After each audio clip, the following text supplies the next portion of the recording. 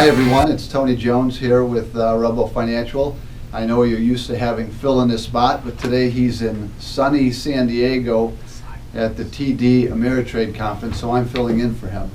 And our guest this week is Brad Schneider from The Growth Coach. Thank you, Brad. Thanks for having me. Well, thanks for coming. So we want to talk to him today about his business and how he goes about helping small businesses in the area. So why don't we just start with a little bit about, what you do, what a growth coach can do to help somebody. Sure. So we work with small and mid-sized businesses and even nonprofits and governmental organizations. And what we do is we work individually as well as with groups. And what we're really about is helping everybody grow their capacity to be able to do more. So whether it's getting more resources and more benefits out of your management team, whether it's helping a business owner learn how to transition from being a really great technician into a full-fledged business owner that doesn't just understand what they technically do, but they're also strong at sales and marketing, managing people, putting systems and process in place, all the things that really help a business ultimately scale and really take off from a growth perspective. And typically it's a small business, right? Because they're the ones that don't have all those extra resources to be able to put into managing all the things you talked about. Sure. I've worked with clients from solopreneurs up to about 200 folks, but usually the sweet spot for me where I really start to help is that small business that went from 1, 5, 10, now is like 20, 25, and that business owner that was feeling like they could get everything done kind of on their own, and now they're kind of overwhelmed and having to work a ton of hours because they have their hand in every pot, so to speak. Right. Okay. Well, how did you come to do this? You've been doing it in this capacity for a couple of years. Mm-hmm. So, what's your background? What led you to this position? Yeah, I have a long consulting and human resources and communication and strategy background. I've worked inside of some IT consulting firms, helping with organizational change and helping people to adopt new technology. Also spent a couple different stints in HR departments, helping to grow leaders, executives, and even frontline workforce from within side of human resources departments. And so, it was probably about 15 years ago where I first started getting into coaching and working with the Check Free Corporation out in Dublin. It's now Fiserv. And coaching everything from our supervisors on up to working with our most senior executives and helping them change their mindsets and change behavior so that they could be more effective. And been kind of doing that ever since. And then, as you mentioned, in the last couple of years, now out on my own doing it as part of the Growth Coach. Okay. And you use the word, and I bring this up because I've asked you before because I was confused a little bit when I first met you. You use the word consulting, but really the growth coach, that might be some what you do, but for the most part, it's not necessarily consulting like you think of the traditional consultant. Yeah, and it's a great question. A lot of people ask kind of what's the difference between coaching and consulting. I do a little bit of both, but my primary work is coaching. And so what the difference is from a coaching standpoint is I'm working with that business owner or that manager or that salesperson to help them identify some strategies that they want to implement and providing them feedback on it, but they're really doing the work. When I put my consultant hat on, which is what I do every now and then with some of my smaller businesses that don't maybe necessarily have some resources, I actually may do some work for them. So for instance, I have a client right now that's working on a strategic plan. They're a small government organization, so I'm actually doing some of the writing of that strategic plan for them.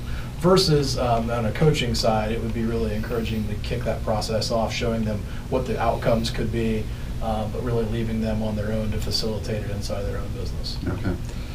And I think one of the best values you bring are really being able to bring the different personalities in a small organization, get them on the same page, so to speak.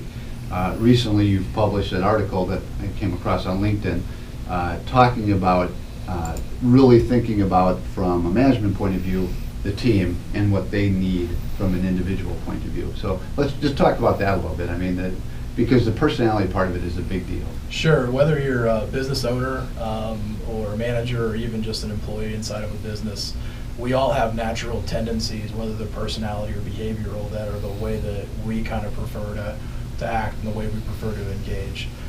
For instance, I'm not much of a detail guy, and when I start to see a lot of spreadsheets and numbers and things like that, I start to glaze over a little bit. But I also realize that there's a large portion of our community that it really digs into those kinds of things, and they like that data and detail. And so what we do and at least in the article what we talk about is that it's really important to not necessarily communicate or influence or sell or any sort of interpersonal interaction. To be successful, you really have to understand your audience and the people that you're working with and know what their preferences are, and then find a way to match your strengths and your style to what they're looking for, so that if you want to be the most successful, you're ultimately delivering that message in a language that most appeals to them and is most interested to them. Yeah. Well, and I've seen a lot. I work with a lot of small businesses, so you might have the owner who's got a vision, an idea of what they want to do, but not necessarily on the same page as the employees. And conversely, you see employees not understanding the desire or the vision of the manager. So I know they go hand in hand, but being able to communicate that is also, right, another big issue. So it's not just, of course, the personality conflicts. They go hand in hand. I mean, communication is probably the biggest block, right? Or it could be. Well, it's communication, but it's also work styles as well. And so what I found from my research and the work that I do, and I use behavioral assessments in my work, and the DISC profile is the one that I use. There's a ton of different ones out there, and everybody's kind of have their own flavor, but at least specifically the couple things that I like about the DISC are that, first off, it's fairly simple to apply. You know, you've got 4 styles that you're looking at, and it's easier for you to try to take and run with and to apply it.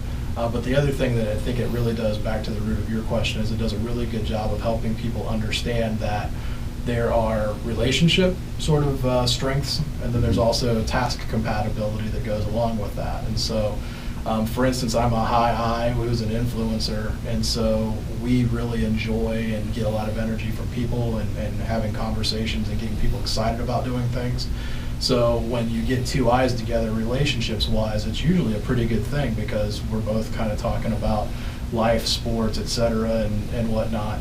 But one of our weaknesses is staying on task and following up on things. So if you put those same 2 people together that get along great, they may not necessarily be the best at getting work done together, because, for instance, the first 30 minutes of your meeting might be talking about the family and whatnot, and you realize, hey, we're 45 minutes into this and we haven't even gotten to the task at hand. And so, I don't know, one-on-one basis, it's things like that, and helping people understand what's that difference behaviorally as well as task-based, and how can that behavioral data be useful to you so that you can either communicate in a one-on-one fashion better, or if you're leading an organization, how do I staff appropriately so that I'm making sure that I've got the right blend of collaboration and spirit, that everybody's getting along, but we have to still actually get work done too. And how do we keep that happening? Right.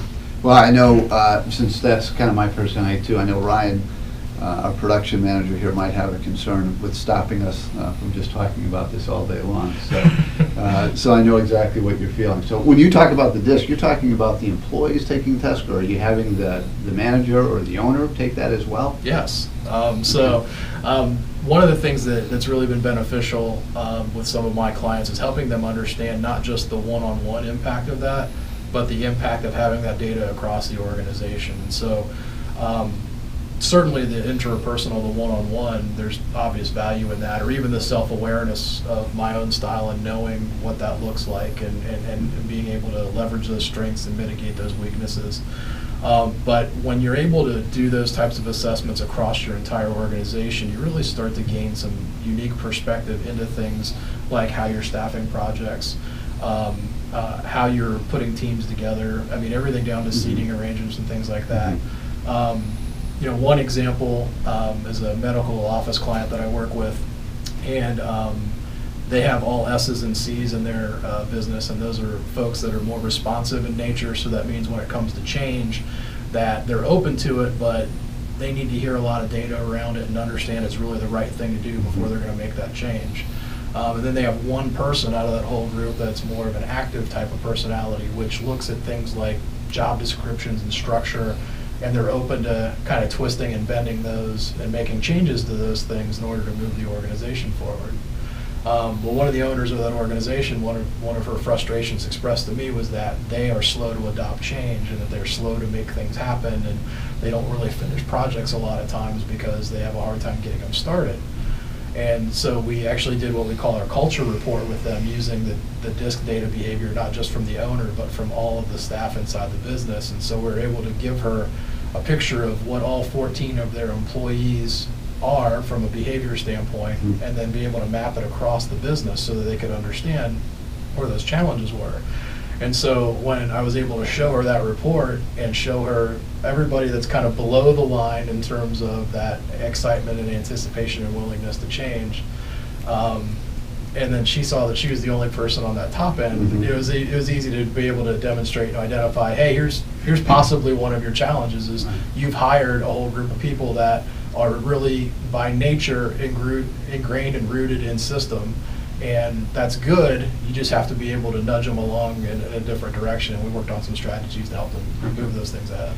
Well, what about when you are brought in? I mean, is there sometimes they may see some outsider coming in and butt heads, and now you're asking them to take this test? I mean, how does that normally go? You know, what's interesting is most people really enjoy it and like it. Whenever we get going along with those assessments, an interesting dynamic usually occurs when we kind of debrief with the group. Is they start to see data on paper that represents behavior that they've witnessed and seen in the office, you know. So, for instance, we'll talk a little bit about, inside of an office, the I type of personality is usually one that puts the social events together or makes sure the birthdays are all lined up. And then usually the I kind of smiles and laughs and everybody kind of points and chuckles. And so it's actually a really kind of open way and a really non-threatening way to really talk about some of those differences and challenges that can come up based on different personalities or different approaches. So it really opens the door. So I really see less hesitancy, especially once we get in the conversation. There are a couple that kind of sit there and don't want anybody to see their data or things like that. But once the conversation gets going, you realize that people start to understand that some of those challenges that they may face aren't necessarily personal vendettas or personal cases against somebody. It's really more just how they prefer to operate. And so when everybody knows what that difference is, and I think the other thing too is the common vocabulary that comes from the profiles. When everybody can kind of call a particular behavior by the same term, it lets, if it's something that I need to work on, it's something you can then say to me, hey, you need to watch, follow up, and that's a challenge for you. And I can also go to the rest of the business and say, hey, I'm looking for some challenge or some support and follow up. If you see me not doing it, can you help me out and make sure that you're reminding me to do those kinds of things. So, I think the biggest thing that I get when knowing and working with you is that you're there usually for a shorter period of time, but really getting everybody on the same page and getting them to understand each other. Is that, and as we're wrapping up here and running out of time, I mean, is that a good way? It's usually a good start for me. Okay. I have many clients that it's more of an ongoing type of relationship. I'll work with clients on a one-on-one basis, but I also work with groups as well. So I put groups of business owners together that are wrestling with the same types of challenges, and we have sort of a quarterly strategic planning program where they all get together. We cover a particular topic like sales, marketing, people management, then they go off for 90 days and kind of work their plan and come back. But then I also work with intact teams as well, something we call our strategic manager program. Really great for small businesses where everybody kind of grew up inside the business and now they're the manager because they happen to be there the longest. Right. And so the program's really great by coaching them on some of those management skills beyond just what they technically know in the business to make them really effective managers for the business and people that the business owners can really lean on and rely on and depend upon to do some things strategically so that business owners freed up to get more things done as well. Okay, well good. You did a much better job than I did at that. So, and then one last aspect too. In the past, I know you've done speaking gigs and things for folks too, right? I mean, sure. When there's a good enough audience, so that's something to consider you for. Absolutely, yeah. If you know of any trade associations, chambers of commerce, or things of that nature that are looking for some conversation in any of those places of management, leadership, process, little sales and marketing, I'm always available to come in and add some value to your organizations. Good. Okay. Well, the best way to get a hold of Brad would be the Growth Coach Central OH North.com. So a good way to get through to him and to be able to communicate with him to see how he can help you. So thank you for coming in. Thanks, Tony. Yes. So before we finish, though, every week, and you could go to our website to get more details, but we do have a raffle for an Amazon Echo Dot. So I want to announce the winner from last week was Michael Hunt.